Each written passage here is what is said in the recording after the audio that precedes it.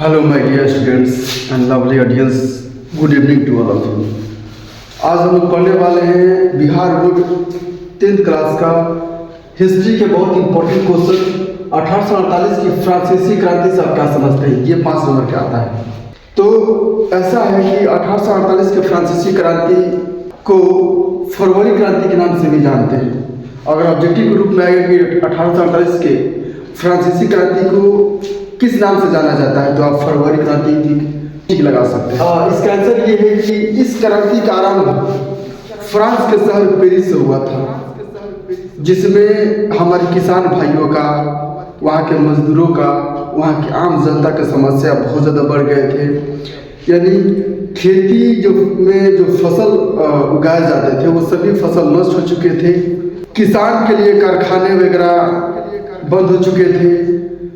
मतलब वहाँ के मजदूर व्यक्तियों के लिए और जनता के लिए कोई कार्य था ही नहीं जिसमें वो करके अपने जीविका को चला सके, व्यस्त रह सके।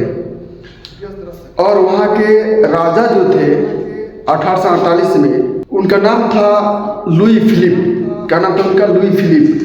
ये जो राजा थे, इन्हें वहाँ के समाज के आर्थिक व्यवस्था से कुछ मतलब नहीं था। उस समाज में हुई समस्या से मतलब नहीं था।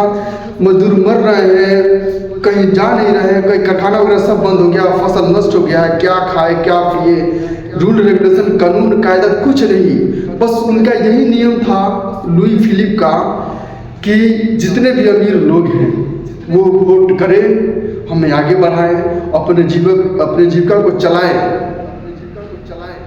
गरीबों को सुनता नहीं था, ऐसे राजा था लुई फिलिप। अब किसान भाई जो है करे तो करे क्या, जाए तो जाए कहाँ। उसके राजनीति को, उसके रणनीति को, उसके प्लान को समझे और जनता में असंतोष फैला, जिसकी वजह से एक क्रांति भरी जिसका नाम है 1848 के फ्रांसीसी क्रांति। इस क्रांति ने फ्रांस को नई मोड़ दिया। अर्थात जैसे लोगों में असंतोष फैला और लोगों को पता चला कि इस राजा का जो राजतंत्र में इसका रणनीति है, राजनीति है, वो हमारे लिए उपयोग नहीं है और ये हमारे लिए कुछ भी विचार नहीं करता है हम लोग के डेवलप के लिए, तरक्की के लिए। तो वहाँ के जो जनता है उस राजतंत्र को, लुई फिलिप का राजतंत्र को हटा डाला और फिर लोकतंत्र, गणराज्य जैसे देश के लिए मांग उठाई और उस मार्ग को ढूंढा। तो ये हमारा समझा रहे थे हम। ये थोड़ा सा पढ़ के देख लेते हैं। कर कि 1848 की फ्रांसीसी क्रांति को फरवरी क्रांति भी कहा जाता है। पहला ऑब्जेक्टिव क्वेश्चन ये क्लियर हुआ। दूसरा, इस क्रांति का आरंभ फ्रांस के शहर पेरिस से हुआ था, जिसमें फ्रांस की हालत बहुत खराब हो चुकी थी।